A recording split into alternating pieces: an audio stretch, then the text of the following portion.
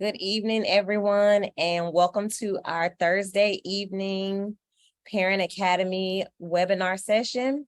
Thank you for joining us, and we are so excited to have you as audience listeners and participants. My name is Tina Folston Hayes. I am the Parent Academy Specialist for Educational Equity and Outreach for the Alachua County Public Schools, and I welcome you this evening. Tonight, we will receive some helpful information from our guest speaker, Mr. Royce Kamen, who will share some of the Alachua County behaviors, what he specializes in tonight. And so just before we begin, I would just like to go over some housekeeping elements. Please keep your microphones on mute through the duration of the presentation. We will be monitoring your questions and we will respond accordingly. Please use the Q&A feature located at the bottom of the webinar window. And please note, all Parent Academy webinars are closed captioned, recorded, and posted to our website for access at a later date or re-review for any individuals who could not tune in live tonight. Your questions will be answered at the conclusion of each session. If there are any specific needs or questions that you may have personally, you can email the Parent Academy at parentacademy@gm.sbac.edu, and we will get to those questions or your request for additional information forwarded to the correct Alachua County Public School member or community team member. And now, without further ado, I present to you Mr. Royce. Hello. Hello, how's everybody doing tonight? All right, thank you for joining us. We appreciate it. My pleasure. Well, the first thing I'd like to do is talk about some of the things that we went over this summer with our schools. We've talked about a lot of the things that we're going to do as far as behavior goes.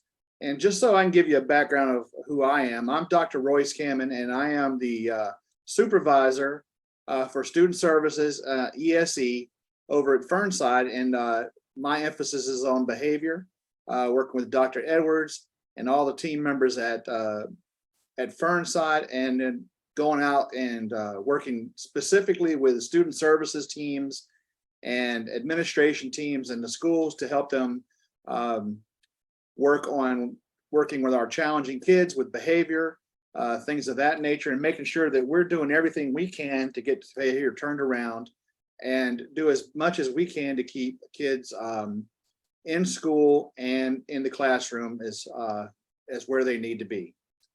So first thing I want to do is I want to start with our Tier 1 interventions. This is kind of what we do as a school, as a district, school-wide. So you probably, if you've been to schools, you've probably seen these interventions where, and you probably didn't even realize what it was. And so, for example, signs that say, be safe, be respectful, and be responsible. Well, those are what we call our positive behavior Tier 1 interventions. And those interventions are specific to our, sorry, I got caught up here, specific to what our expectations are for our students school-wide in every school. So every school is different. They have their own community. They have their own culture and the way that they're doing things. And the big thing is what we want to share with the schools is that we make sure that when we're giving these responsibilities to the students and our expectations is that they understand what those things are, what the school expects, and what they should expect from one another. So the other thing I'd like to do is share with you a PowerPoint that I went over with our schools this summer in our behavior academies, and make sure that we're all on the same page, and that we're making sure that we're exactly where we need to be and getting the behavior taken care of, and also making sure that we're getting the supports to not only the schools, but individual students as well. So give me just a second, and I'm going to put this up and make sure that we're all on the same page here.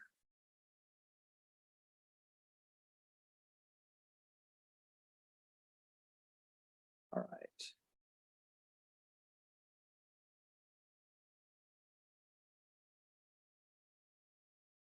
A little bit of technical difficulty, so please bear with me.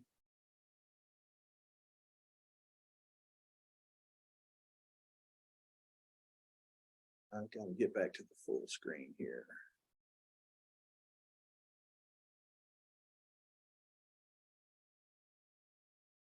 All right. Can everyone see the PowerPoint?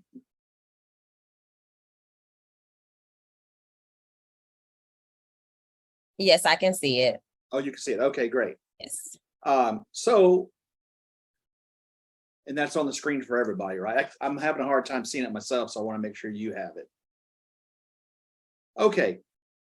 So in our tier 1 interventions, when we work with our schools, we wanted to make sure that everybody who is working with students, particularly in our discipline teams, our student services teams, our guidance teams, our teachers and staff, is that they fully knew what tier 1 interventions are and how they work.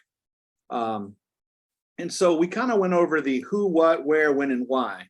And that was part of what we were doing this summer, working individually with those schools. We started out with the elementary schools, breaking them up into smaller groups. We work with the middle schools, working them with specific groups, and then eventually coming down into the high schools, where we finished up the summer working with those schools and what those tier 1 interventions look like in high school. So for those of you who are not familiar with it, we work on a tier 3 system, and that is called the MTSS system, the multi-tiered system of support. And for tier 1, I'm going to just really tie into tier 1 interventions as in this webinar tonight. But for you to understand what tier 1 interventions are, tier 1 interventions are universal, and the primary majority of the students, 75 to 85% of those students, are students who get 0 to 1 referrals.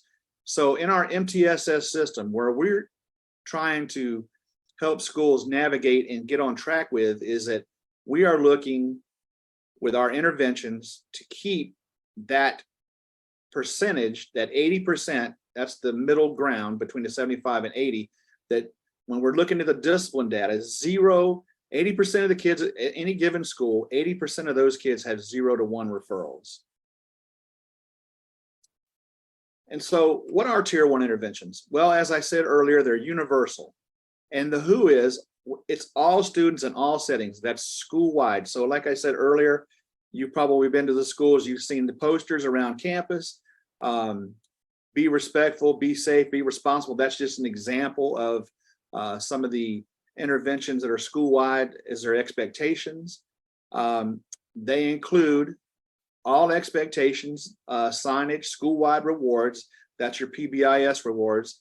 So for example, when students do really good things and they're positive, they get rewarded with, it could be tokens, it could be like, for example, when I was the principal at Sidney Lanier, we had Lanier Loot. They looked like dollars, but they had unicorns on them, and the kids did positive behavior type activities, or they were kind and they followed all the school-wide expectations. We gave those kids those dollars, which at the end of the week they could turn in and go to our school store, and they could buy items that were supplied in the school store for their good behavior. It also includes school-wide rewards, social learning skills, and lessons. The requirement is a tier 1 team should consist of a coach, your administrator, teachers from all grade levels, a parent, and student representation. And so the parent representation generally comes from your PTA or your school, your SAC committees, and things like that, because those are parents out in the school system that help foster the word of the PBIS program, those tier 1 expectations, and those are parents that are really involved in the school. A good example that is the team at the school will set the school-wide expectations and will be responsible for progress monitoring as well as rewarding the students who meet the expectations. And the reason we put in that previous explanation of student representation is we really want the students to be involved in what's going on at the school. So for example, in a high school, we'd probably get 2 to 3 kids per grade level, where they could come out and they could help foster the message of positive behavior in the school, because what we don't want to do is have the adults set the agenda for what that should look like and the kids have no involvement. So it's really part of the process for your tier 1 interventions for students to be involved in that. And that's where we're going to get schools to start gravitating towards. And there are some schools that do a really good job and some that just need some help. And so for my team, we go out and we take a look at their program as a whole, and then we give suggestions and interventions and strategies to them so that they can modify what they're doing and make sure that the school district as a whole is on the same page. All right, so what do those look like, school-wide expectations? So for specific areas, and I'll give you a good example, on arrival, you may see signs that say be respectful, be responsible, be safe, but what does that mean as you're getting out of the car or getting off the bus? Well, what we're saying to schools is, and what you're probably going to see is that in the be respectful component to it, greet teachers and classmates, use kind words and actions, and follow adult directions. For the be responsible part, be on time and be ready to learn, go straight to class after getting breakfast, and be safe, walk around the building and keep hands and feet to yourself. And the reason that we're saying what should be expected in specific areas is because we want students to understand what the expectations are, not only in general, with the be respectful, be responsible, be safe, but we also want them to know that in specific areas, there's going to be different expectations for them in those specific areas. So for a good example is in the hallway, your expectations are going to be different than they are in the cafeteria because the cafeteria is a different specific area. On dismissal, it's not going to look like arrival because in arrival, you're coming to the school. In dismissal, you're leaving the school. So like I said, the big thing is to be explicit and make sure that kids understand exactly what the expectations are of them in those specific areas. In the classroom, teachers do a wonderful job of putting up their rules and expectations in the classroom so that classrooms can run as smooth as possible. And so, for example, in the school-wide expectations in the classroom, we're still under the school-wide expectations of be respectful, be responsible, and be safe, but the teacher's expectations are tied to those school-wide expectations, but they're specific to each individual teacher's classroom. So as we say to the groups that we went to over the summer, classroom expectations should be tied to school-wide expectations, so students know that whatever's expected of them outside of the classroom, as far as the general expectations, the same can be applied to those classrooms. And we always tell teachers the secret to warding off at least some of the behavior problems is establishing positive classroom procedures for the daily tasks and activities of your students. So when the implementation of the expectations are put in place and we're doing a lot of that with coaching and supporting and making sure that we're out at schools and doing a great job of putting those things in place. We want to define the expectations, and we talked about that in a couple of previous slides. In the bathrooms, there are certain expectations. In the hallways, there are certain expectations. In the cafeteria, transitions, arrival, and departure. And then we want to make the expectations visible. So as you've seen in some of the schools that you've been to, there's posters everywhere with the school-wide expectations in our student handbooks, in parent materials, on the school webpage, and even when kids are in the media center or they're in classrooms with computers, we want to make sure that we put the screensavers with the school-wide expectations and those explicit parts for those classrooms. And we want to teach for behavior. In the overview, our school-wide behavioral expectations should be explicitly taught using examples and non-examples. We want to create a plan and teach to the schedule. A good example is we just finished up the last 2 days of last week with the first 2 days of school. And so for the first week, we're asking our teachers in classes to use the first few days of school to teach school-wide expectations. And we want to teach those expectations over the course of the first week of school. And then moving forward, we want to review expectations each Monday for the first month of school.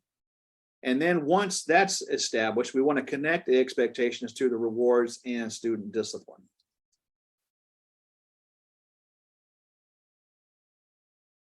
We also need to remember that no matter what behavior you see, it is a form of communication. So we've stressed that over the summer to remind our faculty and staff that even kids, when they're not on task or they're misbehaving, that is a form of communication. They are saying something to us.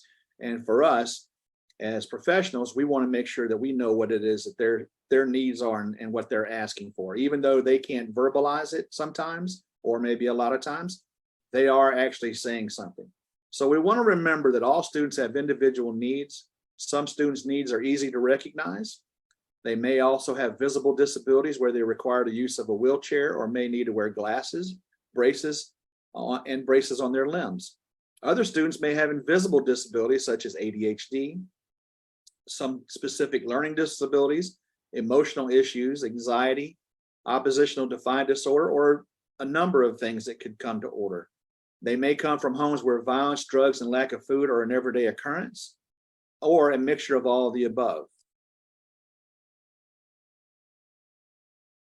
So what we asked our schools to do is we want to name the 7 areas to start with. And that is, what procedures do you have in place? Do you directly teach them? Do you practice procedures regularly? And by and large, we do a good job of that. Do you have a set number of classroom rules? And did the students help create them? Always, it goes back to what I said earlier, the students should have a voice in this, and they should be part of the process. Are students involved in self-management? Do they keep track of their own behavior? One of the things that I've always advocated for, specifically with kids that have specific behaviors, is teaching them how to advocate for themselves for the things they need. So in other words, if a student acts out a certain way and they don't know how to verbalize what it is they're having issues with, we teach them to be great advocates for themselves, because who knows better than the student what they need? And we want to teach them how to ask for that in a way that they can get the help immediately. Is your classroom behavior management system positive or punitive? And what is your classroom culture like? What does instruction look like? Are students sitting for long periods of time, or is it engaging? We all know that the more the students are engaged, the more the time goes by and the more they learn. And then our district expectations, the mission and vision, and are you a positive behavior intervention support school? Well, we are. We are now a 100%. All schools are have been trained in the positive behavior school supports. And so now with that 100% participation, now we're starting to see some movement on schools that have been out there for several years that weren't trained, and now we all are 100%. And do you have a visual positive classroom behavior management system that anyone could run? So in other words, are the expectations in place in the classroom? So if a substitute teacher comes in and you give them specific explicit directions on what needs to be done in the class, do the students understand that, or is there a disconnect? And so some of these things we just wanted to help schools do a better job of, or make sure that we give the supports they need for the things that they're doing on a daily basis. And so that's the short of the Tier 1 interventions. I'm open to questions if you have any.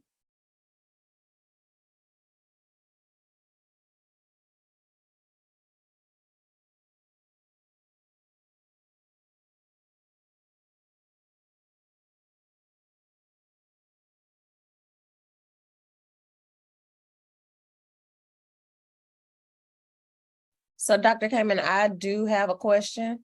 Sure.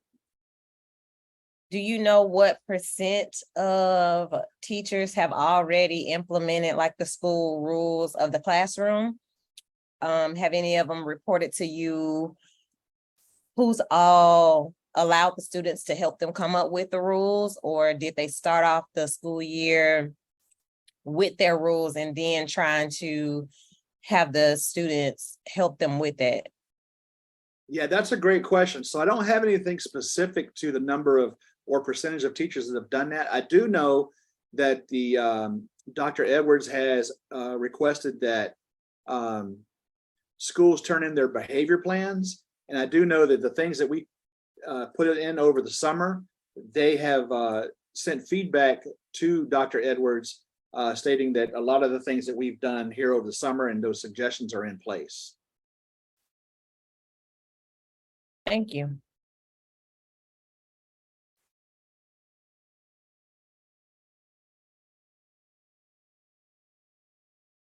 And I don't see any other questions in the Q&A as of right now, so I guess we can move on. Okay. So the next thing I'm going to talk about is our, let me pull it up here for you, is our Alternative Learning Center. And I'm going to do a screen share with everyone and make sure. So the Alternative Learning Center, before I put it up, is something we instituted again last year, but we got a late start in January. And what the Alternative Learning Center is that for students who have behavior that would normally constitute a suspension, there is an alternative to suspension. That's the ALC, Alternative Learning Center, where we have at Fernside a teacher and a paraprofessional in the classroom that, okay, can everybody see that? I can see it. Okay, great. So a teacher and a paraprofessional that can help students with their coursework. They also are required to do what we call base training, which I'm going to talk about after this presentation. Base training, it deals specifically with the behavior that got them to the potential suspension, and that they go in and they work specifically on modules that are tied to the behavior that got them in this spot in the first place. It's a great program. We've been using it for a couple of years now, several years, matter of fact.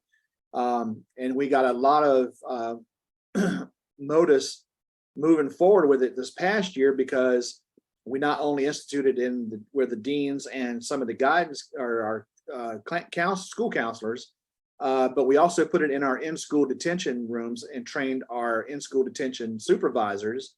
And so when a kid comes in at school who has an in-school detention, can also do base training there. So with our base training,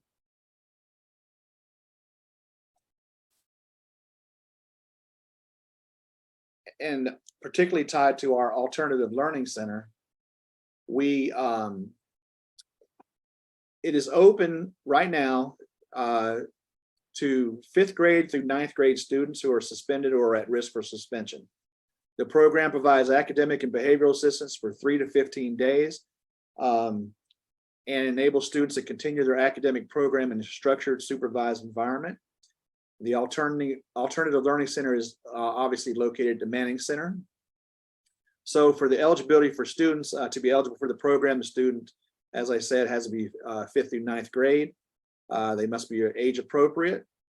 and be suspended from a minimum of 3 days or have a history of out-of-school suspension for the current year. And they must have parental consent for participation. And then the last part is that they have to have received school-based interventions to address behavioral concerns.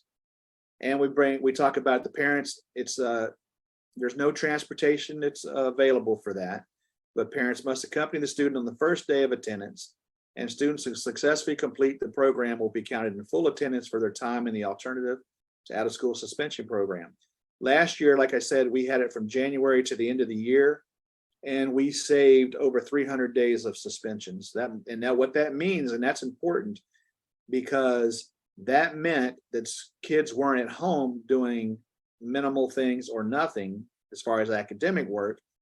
They're actually still in the school setting, even though they couldn't be on their zone campus. They're actually doing some work and they're still in school. So the most important part, and why we brought this back as a alternative, is because we want to do everything we can to keep kids in school. And we know, and the research says, that kids learn better if they're sitting in a class learning. And sometimes the behavior gets you to a point where you can't be in the class or in the school, but we wanted to make sure that in lieu of suspension, we had an alternative placement that was optional and voluntary for parents to decide. And if they wanted to use that, the Alternative Learning Center is a great vehicle to keep kids from being suspended and being home. Right now, the program capacity is at 10 students, and that's only because we have limited space. And our students will continue, like I said, they'll continue the academic studies through the use of credit retrieval program. If they're behind, a positive behavioral support plan is going to be developed for the student when he or she returns to the zone school. And then students will also understand the connection between their behavior and positive or negative consequences. So the teacher in the Alternative Learning Center not only works with the students to do their assigned schoolwork, they do the base training, talking about and having conversations about what got them there, and then having students understand that how important it is for them to be in their regular school setting with their direct instructive teachers and making sure that they're doing everything they can to be successful. All right.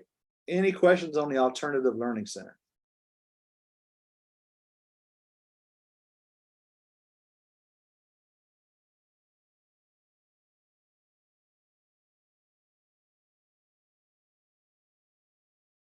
Where is the Alternative Learning Center held at? Yeah, and like I said earlier, it's held at Fernside, the Fernside Family Center, and it's in a portable in the back of the building. And like I said, we had a good turnout. We averaged about, even though we were capped at 10, we averaged about 8 to 9 students per day. And parents are required to bring their children? That is correct. No transportation is provided, but breakfast and lunch are supplied. And would their homework or work that they're doing in that class be brought over from the teacher, or would the student be required to bring their work? No, that's a great question, and I appreciate that. So what we require the schools to do is to send that work, and it can be in Canvas because a lot of students still use Canvas. It can be assigned in Canvas, so the students can pull that up on the computer and see what they have as far as schoolwork goes. And then what is not put on Canvas is scanned and sent to the ALC teacher, and then they can print that out and give that to the students. Once that work is completed, the ALC teacher collects that if it's something that he has to print out, he or she has to print out, and then scans it and sends it back to the students' teachers so they can get appropriate credit for their work. And in completing the session of going to this alternative school, would attendance still count as though they were still in school? That is correct. There's so what, like I said, it's an alternative suspension, and they may get those suspension days assigned to them, and they opt to do the ALC. Once they complete the ALC, there's no suspension days. They get full credit for participation in attendance. Okay. And have you experienced times where you've had students that had altercations with each other during school, both attend? And if so, what precautions were made so that the students would not engage in another altercation while, at the facility? That's another great question. So one thing that we worked on last year was trying to track students, and when they came to the ALC, how many times they were in trouble again at the school or suspended again. And so we do have a little bit of that information, but we started it a little bit late to get any full detail. But right now, as we start the ALC for this current year, we're going to actually track the students that come to ALC and follow up with them at their schools and see if this program and the things that they're doing at the ALC has helped them navigate some of the things that they get tripped up in their regular school setting. So we will have that data at the end of the year, a full year of it. And how many times, or is there a cap on the amount of times that they can come? Yes, so 3 times. They get 3 chances. They can be in alternative to suspension 3 separate times. So in other words, if a student gets 3 days suspension on the first offense, they can use ALC as a alternative to that suspension. And then if it happens again, they can get a second time and then the third time. After the third time, then there's no more chances for ALC for them. Okay. Okay. Right. And then I have a question from one of our parents. And is this for all grade levels? Currently is grade levels 5 through 9. So 5th graders in elementary school and 6th graders through 9th graders will take high schoolers, but only 9th grade at the time. Now, I will say this, on special request, if there's a specific student that is having some issues, if they call us, myself or Dr. Reed, we'll make exceptions for those students. And are all the students in the same portable? Yes. Mm-hmm. And like I said, they're in there with a teacher, a certified teacher, and a paraprofessional. So there's 2 adults in the classroom. For let's say we get 10 kids for the day, that there's 2 adults for 10 kids. And is there a cap on the amount of kids that you all can take at once? Well, roughly we want to say 10, but we've had it up to 12 or 13 before. So like I said, we're looking to do what we can to support kids, but also we can't have it at 15 or 20 kids. We're just not equipped for that. Okay.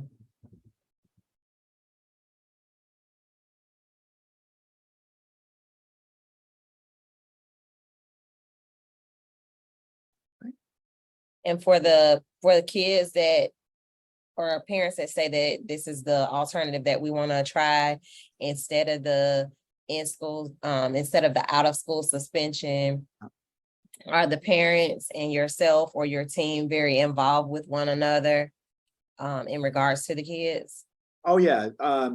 When I'm at Fernside, if I'm not out at schools, if I'm around for the lunchtime, I go down and visit with some of the students, talk with them, kind of try to coach them up and tell them, some things that they could use, some tools and some supports they could use when they go back to the school to help them navigate some of the things. But like I said, the big thing that we want to teach kids is the self-advocacy. Because I think once a student learns how to advocate for themselves, you start to see a lot of those behaviors subside because they know who to talk to and how to talk to them to get help that they need when they're having problems.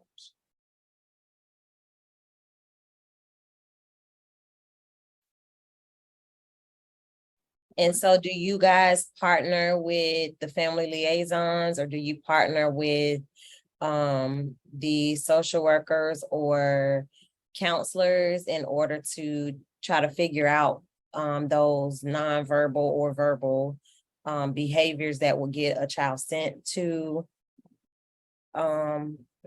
in school but out of school suspension. Yeah, right. So not directly, but indirectly. We also have Miss Vita Carter, who's over our student services and our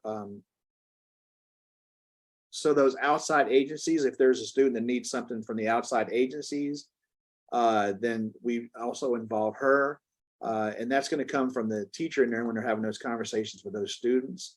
But we also go back and we talk with the student services teams at the sending schools. So for example, if a student came from, let's say, Howard Bishop, we make sure that when those kids go back, we make sure that all the work that they've completed is turned in. We talk with their school counselors and their student service teams and student services administrators to make sure that the reentry back into school is fluid. But if there's services that we think that they need, we may suggest those to not only the family liaisons, but also the counselors and the administrative team. Wonderful, thank you. All right. And I will check to see if we have any other parents that have any other questions for us.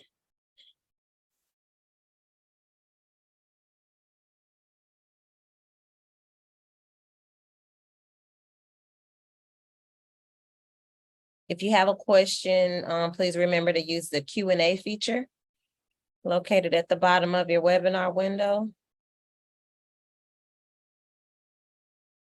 All right. And so I'm going to move into our last component of tonight's module, and we're going to talk about the BASE program. And I hit briefly on that when I talked about the Alternative Learning Center. So I'm going to pull that up now for you. And we're going to talk about what BASE education is and how it works in our schools. So for BASE education,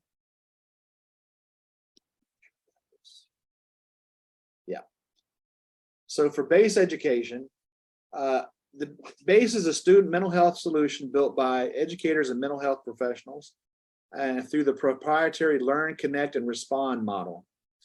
It tackles mental health topics, behavior topics that teachers may find tough to discuss, and it gives students a vehicle to connect with their emotions and provide insight to help students and adults respond better to each other. All the modules are offered in 3 versions: student, self-guided, instructional, and then instructional for the classroom, and then the parent guardian for family. So we could actually have a parent or guardian be part of that as well. So the self-guided, that's where the student comes in and sits down at a computer, and the BASE module is assigned to them specific to the behavior as to why they are either in school detention or alternative learning center. And in the classroom, there's instructional components that are part of what teachers can actually teach as far as the Learn, Connect, and Respond part of it. For example, if they wanted to do a module on the dangers of vaping, then that's something that could be put into effect, and a teacher could, maybe your health teachers or things of that nature, or maybe your counselor can come in and do a module on the dangers of vaping. So that's the instructional component to it. And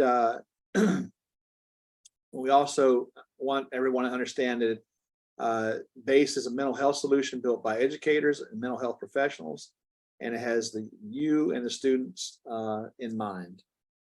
So a couple of examples of that program is for sample intervention module pathways. We have modules on anger management, which helps students understand the types of anger and importance of developing healthy strategies for controlling anger, healthy communication, talking to adults, mindfulness, and that teaches students how to understand and become more present, slow down, and calm their nervous systems. Vision of self, understand vision of self, reflect on personal stories, and plan steps towards creating a positive vision of self. And that's also we want to do is we want to build student confidence in themselves, and for them to believe in themselves and to have a vehicle in school to make sure that they are getting the things that they need to be successful. For disruptive behavior, another prime example of some type of behavior, mindfulness, once again, primary and secondary impacts of behavior. It helps students understand the potential impact of their behavior on not only themselves, but others. And then it helps them create a plan for improving the impact of that. Coping strategies. We want students to learn how to understand the types and importance of coping skills and identify personal strategies. Refocus, understand how to process in the moment feelings and not let their emotions get the best of them, and learn how to regulate those emotions and behaviors before returning to the classroom. And then once again, anger management, understanding those types of anger and the importance of developing healthy strategies for controlling anger. We do have in the schools, it's already part of what we do on a daily basis. We have a program called zones of regulation. And so when a kid, for example, gets pulled out of class or comes out of their classroom and comes to an adult, even if they don't want to verbalize it at the time, they can pick a poster of how they feel. So for in other words, if it's anger, there's kind of a red circle with an angry face, and they can point out that they're angry. This particularly works well for elementary kids. And then they can, if they need time to sit and kind of process and de-escalate, then they're given time to do that. And then they can verbalize what it is that they're having issues with. And that's just some examples, like I said, of base training. But like I said, we've been doing this for a little bit, just a few years. And the more and more people that we get trained, the more and more we're using it. And last year, I think we picked it up where we had the most use out of base last year than we've had in the previous years before. So like I said, our team is really committed to putting these strategies and supports in the schools and making sure that the teachers and everybody who's in this together have that proper training and know how to navigate and reflect and refer students to those programs so they can get the help they need. So any questions on base, or are there any questions on anything that we've covered tonight?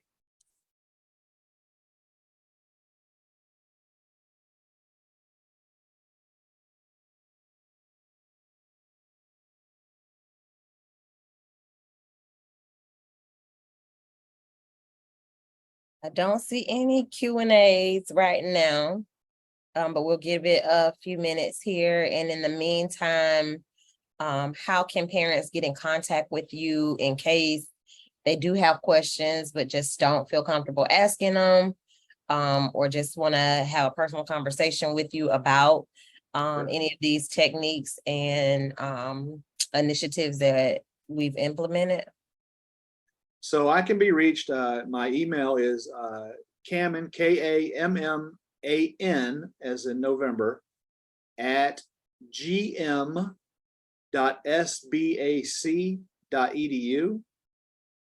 And if you have any questions or concerns or just some feedback, one way or the other, I'll be more than happy to take that. And if I didn't explain some things tonight to your satisfaction, I'll be more than open to kind of help you out with that.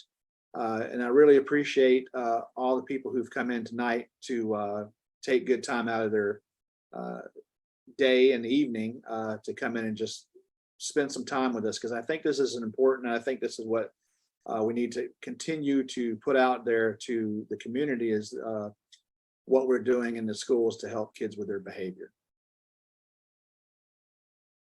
Okay, so we do have a question, and it says, will tier 2 and 3 interventions be discussed sometime? Yes, they will.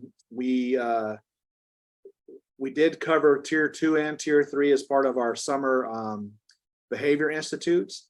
And I do want to come back sometime here in the near future and cover tier 2 and then later on tier 3.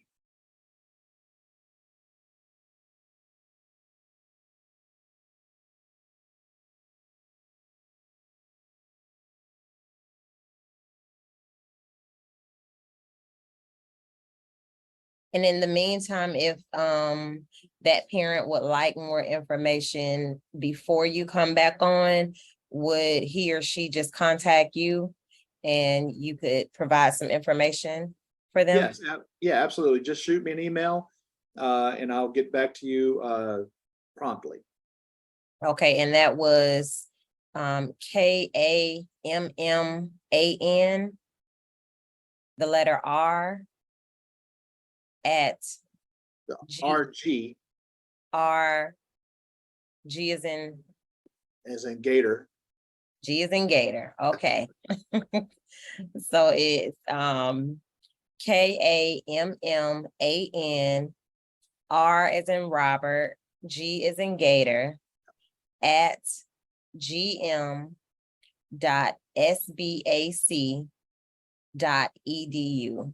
Correct. All right. And we'll definitely try to get you back on so that we can definitely make sure that our parents know about tier 2 and 3. All right, let's see if we have any further questions before we close out for this evening.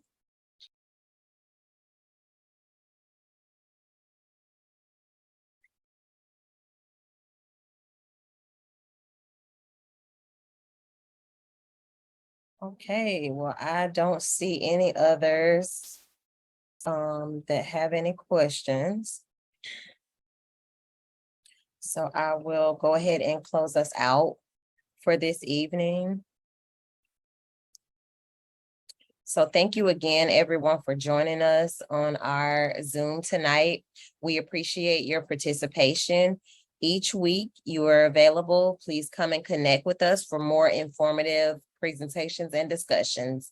Once again, I am Tina Folston Hayes, the Parent Academy Specialist for Educational Equity and Outreach for the Alachua County Public Schools. Next week, we will be back on Thursday at 6 p.m. So please come and join us. And without holding you all any longer, I wish you a wonderful night. Please feel free to reach out to me if you should have any questions or would like to connect with the Parent Academy. Have a great evening. Thank you, Mr. Kamen, for joining us.